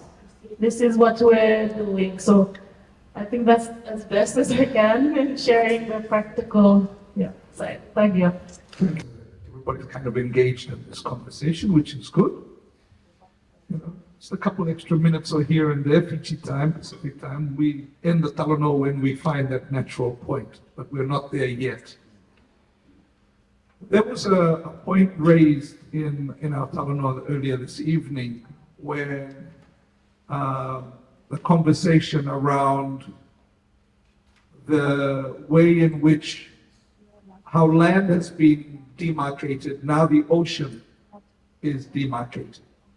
We have gone from having an ocean that connects us, that we use in our Pacific rhetoric. The ocean connects us, we are large ocean states, etc. But the challenge that we find that we now have exclusive economic zones. We now talk about areas beyond national jurisdiction, etc. The high seas, what's open, what's closed, etc. And the conversation when it comes in this issue, to bring it back to deep sea mining, is we talk about sovereignty. We talk about this is our area, we are free to do what we want. So there is this issue of demarcation of boundaries, borders, and they've been proven to be a challenge for us, not only in the issue of deep sea mining deliberations, but also in relation to nuclear wastewater dumping, issues like AUKUS, passage of nuclear submarines within the Rarotonga Treaty area, not recognizing that there are no walls under the waves. What lessons can we draw from custom knowledge and practice in relation to the ocean to help us navigate through national sovereignty challenges that may undermine our collective sovereignty as a region? Because this tends to be the biggest challenge we face when we talk about whether it's regionalism or when we start to get specific around things like deep sea mining and the other issues that I have mentioned. National sovereignty versus regional sovereignty. Who wants to take that on? Well, I'll give it a... Okay, we start with Uncle Saul, and somebody else can think about it as well. That I used to consider myself to just be Polynesian. And every time I talk from a Polynesian perspective about how we would work toward protecting and caring for our resources. And I found actually when I came to Fiji 2 years ago, and we sat in Rocky, and we were, the first time I was assembled with myself being Polynesian and the only one here, but there were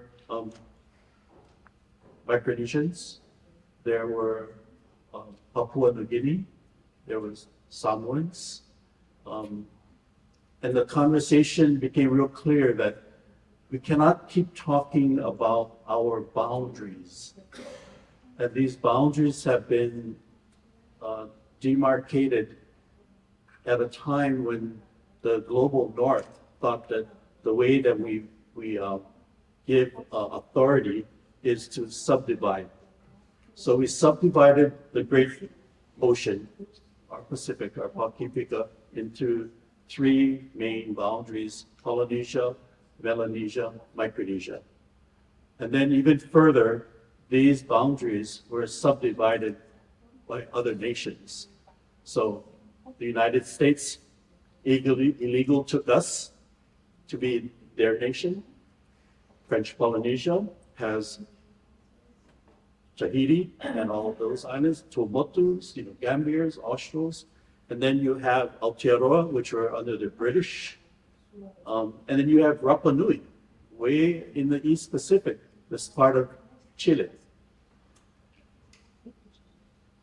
We need to erase those lines, because what it did create is that even though I'm speaking as a Polynesian, I don't even know my cousins, because they're French, they're British, they're South American, and so we divide our thinking, we divide our work as though we're separate.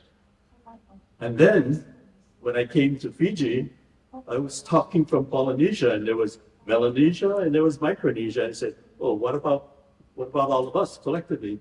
So it became clear to me that these subdivisions were created not by us, because the ocean for us is one place, and we all have lived and thrived in the one ocean. So we need to actually begin to erase those lines so that we can have a conversation. And then let's talk about who we are as the people from the one ocean. And let's talk about how we are connected to each other by the waka. We are the people who have traversed the largest ocean on this planet, going, like Larry said, zigzagging and doing everything across this large ocean to inhabit every portion of this ocean with the waka. And then we learn how, because we take care of it from a perspective of that we are part of ecosystems, we're part of nature, we are part of the ocean, we're part of the land, and we govern in those ways.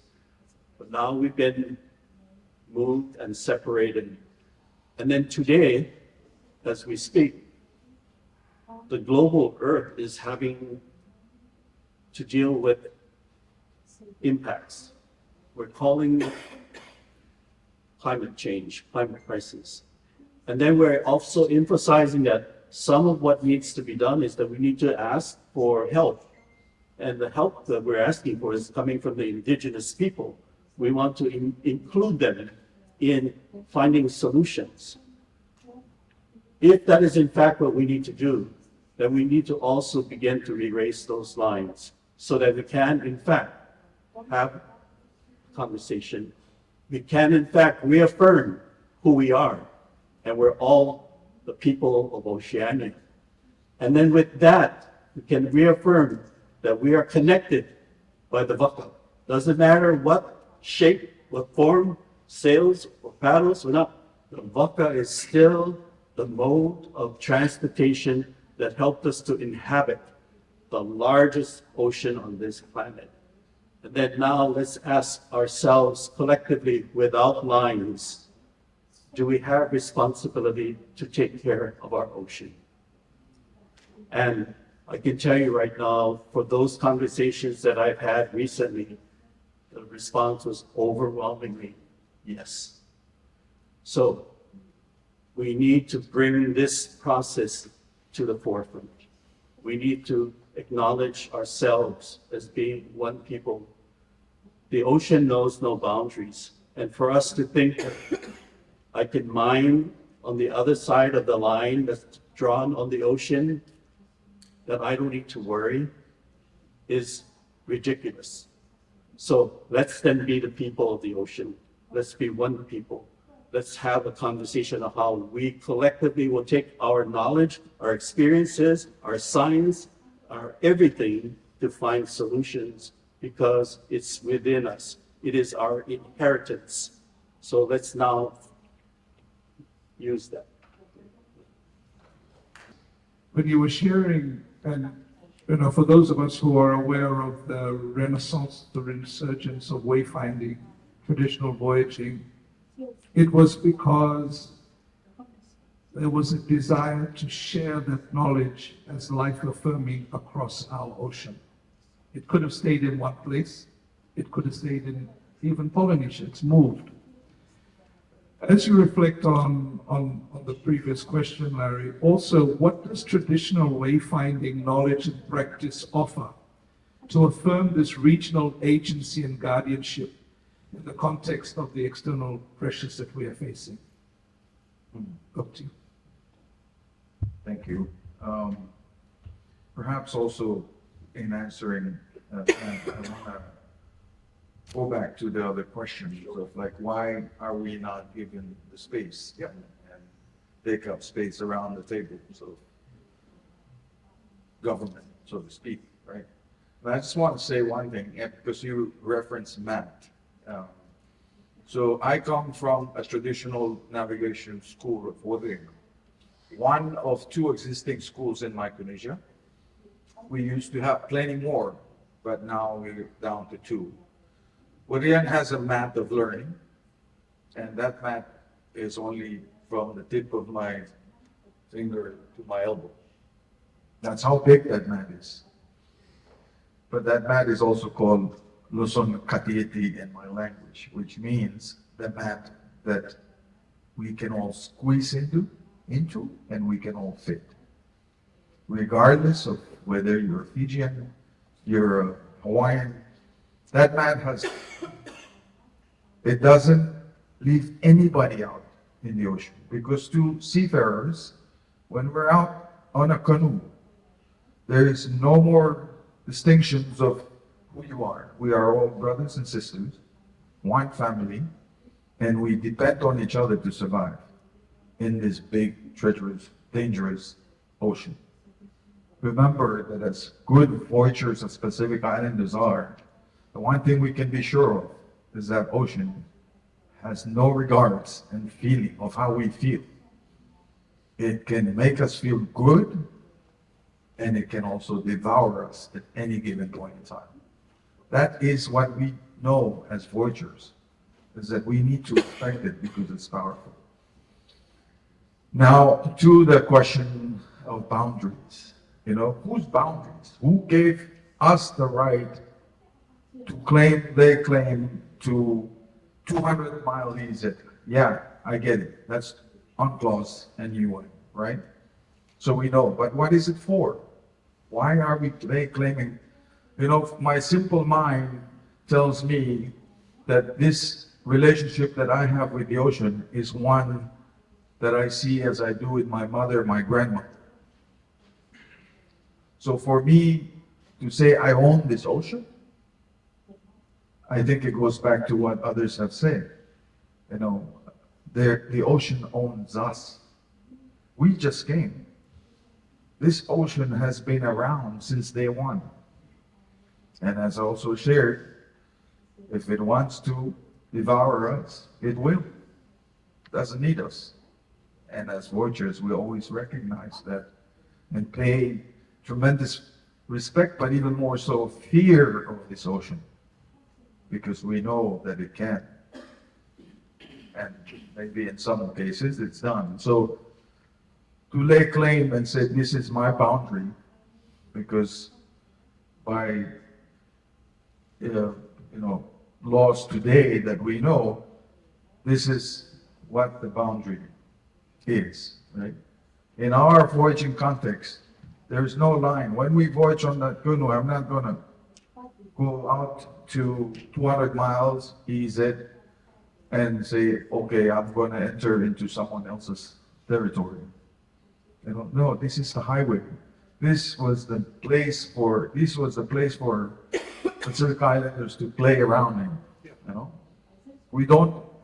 We traverse it, but recognizing, of course, that it is what connects us, it is what makes us, you know, who we are. And if you're gonna put down that boundary and ask me to carry passports, which we do now, to go into your zone, I think sometimes those things really kind of conflict with the way that voyaging was set up, where there's no recognition of boundaries, and even more so, no exclusive of being on that canoe as brothers of one family. And we know that our survival depends on us thinking in those terminology, you know, those fashions. Also, let me close that by saying, you know, I was brought up in a small place where you can claim ownership to something you made with your own hands. You built a canoe, that's your property. Did I build the ocean? No, that's not mine. I didn't pour the water in the Pacific so that I can say it's mine. No, my hand never touched anything.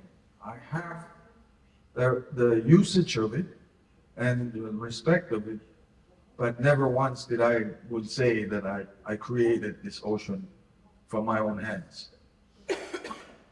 Thank you. Larry just explained, and so if we understand that we're one people of one ocean and that we're going to erase the lines, then we have to also understand that the idea of having authority in these times is in conflict with that. And so one would say that if I adopt this idea of subdivision, that I have my nation, I have an ocean that's called the exclusive economic zone, and it goes 200 miles from my shore, that's my place. And then that's my subdivision, and therefore I have full authority to make all the decisions and choices within that. If we carry that through, then what it means is that we're somehow independent in our actions and our activity from everyone else, right? But remember now, the ocean has no lines. And so if we carry that kind of concept moving forward, then we're carrying this false idea that as long as I do it within my circle, you don't have to worry if you're on the other side of the circle, because I'm doing it with my authority, with my circle, that's my subdivision, and I'm going to do it in mine because I have the right to do it. That goes against what I'm trying to share, and what we're trying to share is that we don't have that kind of exclusive authority, that whatever is done in this circle that you think is independent of everyone is going to impact all of us. So the question I ask ourselves today is that should an independent nation state within Oceania carry that kind of understanding, or even that kind of authority that says that my actions are exclusive of anyone else? I think it does not reflect who we are in Oceania. And so is that kind of thinking appropriate for where we are, and especially at the times that we are? We're at a time that needs all of us to think about the whole and not the individual pieces. But if we carry that attitude about our authority based on these political subdivisions that were given not by ourselves but by someone else, then we are carrying on that same process that is our demise. So I would ask us now to think. When I was in the Cook Islands, and the Cook Islands had made a decision that they wanted to begin doing exploration and exploitation of their own exclusive boundaries within their national waters. and that they had the right to do that because it is their nation that is making those decisions for their area. And I went there to speak, and I shared with them and said, I disagree with you because your actions are going to have an impact on us collectively. So I agree that you have authority. I agree that you have the ability to make some choices. But in this regard, you have to consider that your choices may actually impact all of us. So shouldn't we be given consideration in your decisions? And I think that's where we should be. I'm going to, as we conclude, maybe just a minute. I know it's not easy to express the heart in a short period of time. But as we've been reflecting on guardianship, as we've been reflecting on Indigenous knowledge, Indigenous science, responsibility, and the concept that we are one. What does that mean for you in the context of our discussion tonight? What is your message to those gathered here? And as you reflect on that, I'll give you a few moments to reflect on that. I am reminded, Uncle Sol, as you were sharing, of the video Blue Peril, which shows, and I use the simplified term of plume of dust from the mining and how that spreads across the region. It is everybody's concern. It is everybody's ocean. So maybe we begin with Madame Kialiki. What is your message tonight, your final message to those gathered? Merci, Reverend. Thank you. Je pense qu'on arrive maintenant I think we are at the end of our exchanges of this conference. Et ce que je retiens de What I would like to reflect on l'échange ce soir, c'est qu'on est dans le même that we are bateau, all in the same boat, tous all of us, qui sommes ici comme participants, those who participated, et nous sommes dans le même esprit. and we're all in the same spirit. C'est de préserver, Is to preserve, c'est de conserver is to conserve cette richesse qui est notre this océan. wealth that is our ocean. Et je retiens ce que And I'd like to reflect on viennent what de s'exprimer has les been confrères, expressed by our brothers and sisters from Hawaii and Guam. que l'océan n'a pas de limite. The ocean has no limit. On est né, l'océan existe déjà. When we were born, the ocean already existed. We have no right on it.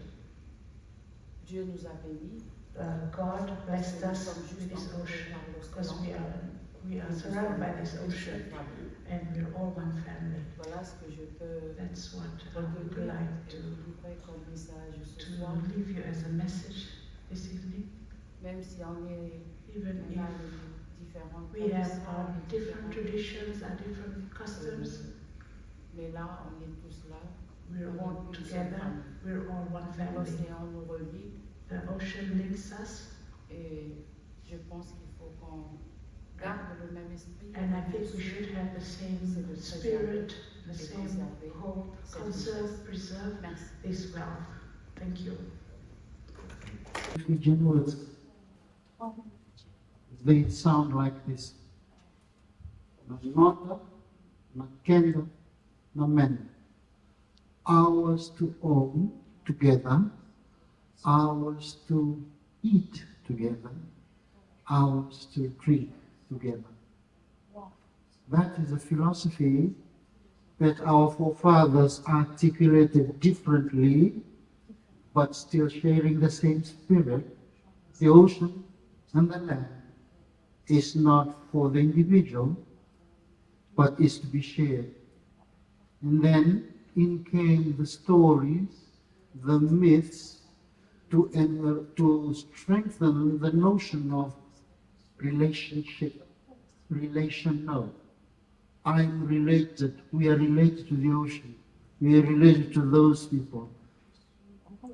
That connectivity preceded Wi-Fi.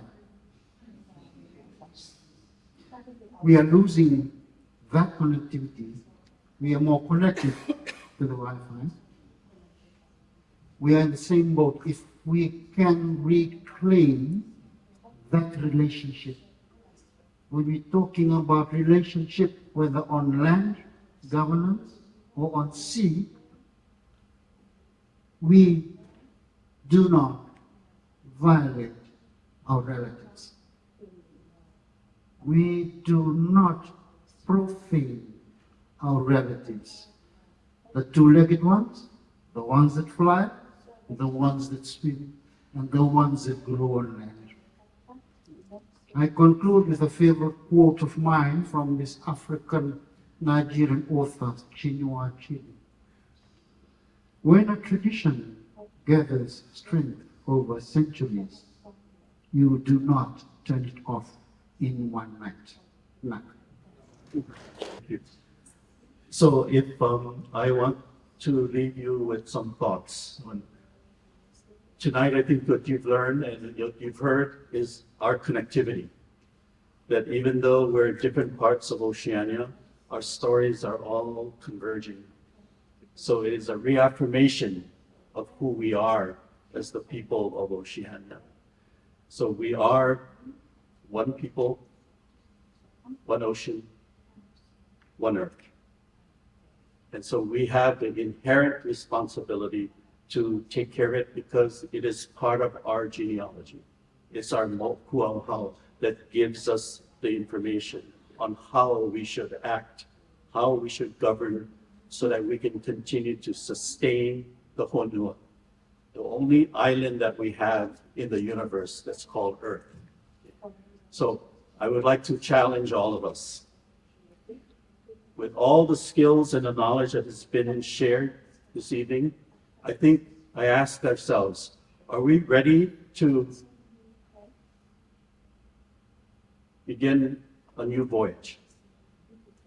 Are we ready to assemble ourselves on a canoe? And this canoe is going to take us to where we need to be. Like she talked about where that path is already laid out for us. So are we willing to assemble ourselves on this canoe and bring with us the best that we have to offer? Because we have all the skills, we have all the knowledge, we have all the experiences to provision this canoe.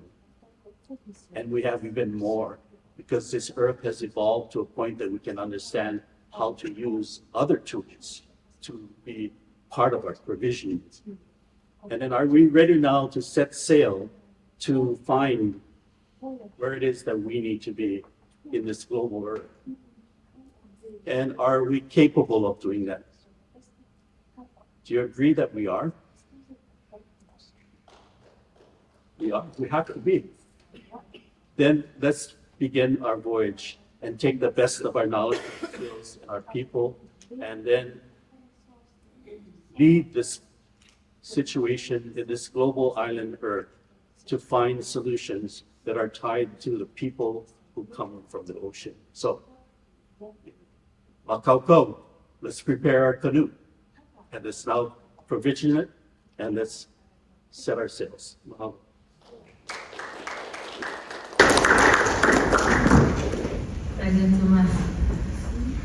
I opened with the Kastom philosophy of weaving, so my parting message will follow suit.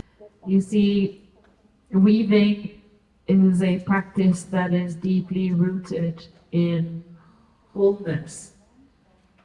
It teaches us to think beyond ourselves, to see the greater shared whole.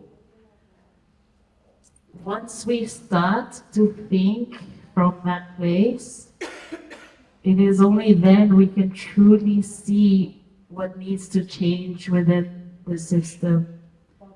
And then we can adjust as new patterns emerge. It is not a linear process. It is alive, just like our ocean and our ancestors.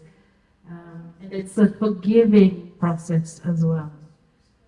And to me, this is the Pacific way in which we have to find ourselves back to reconnecting with. So I'm just going to quickly read what I wrote just before, but this is my message to you. Your life is a sacred thread, the aha, as I learned today in Hawaii, but it's a sacred thread in this great tapestry, woven long before you and continuing to weave long after you. We inherit the patterns of those before us. So if we remain unconscious, passive, ignorant, unaware, we will simply just repeat the same old patterns.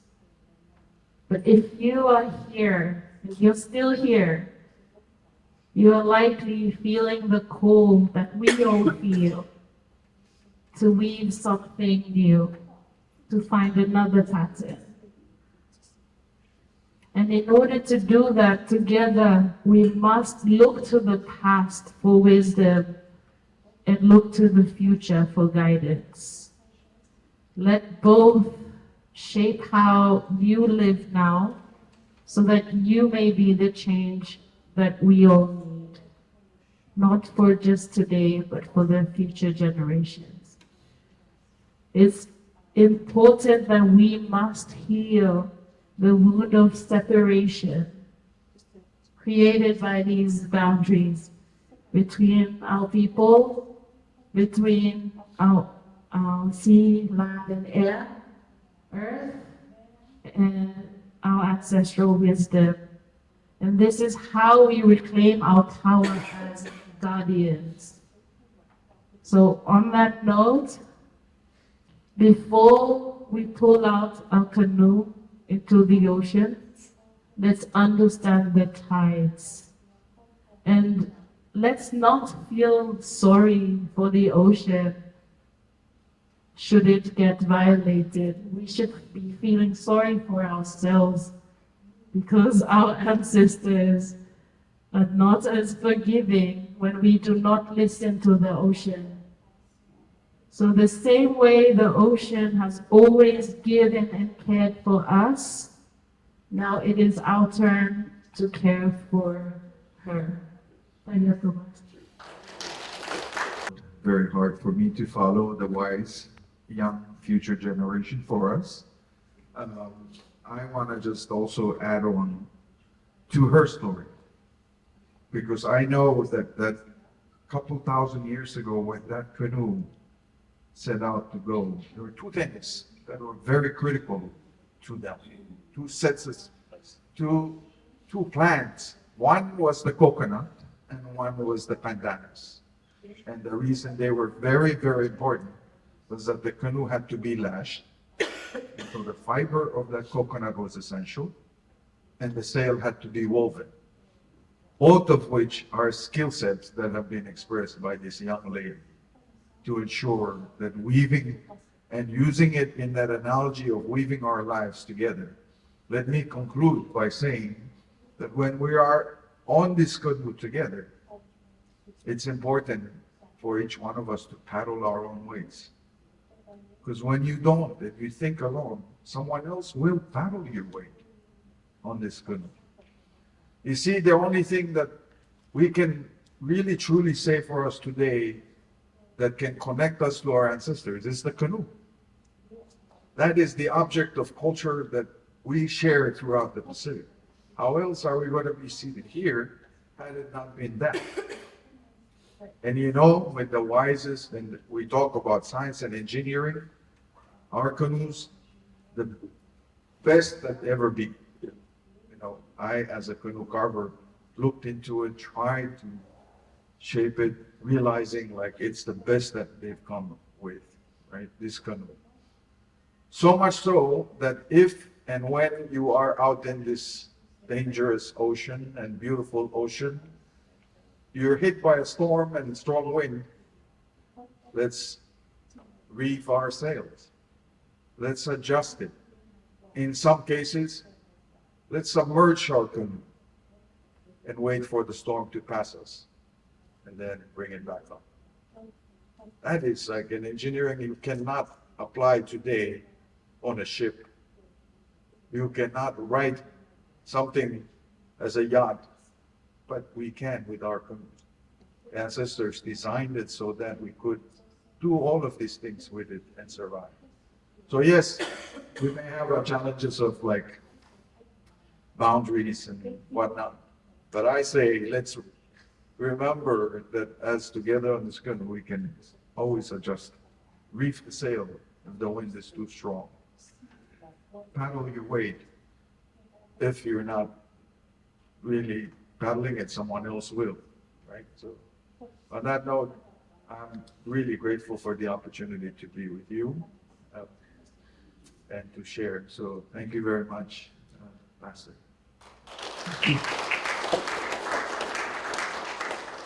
One more time, please put your hands together for our panelists, our wisdom holders. Appreciation also to our translator. And I will hand over to Murray for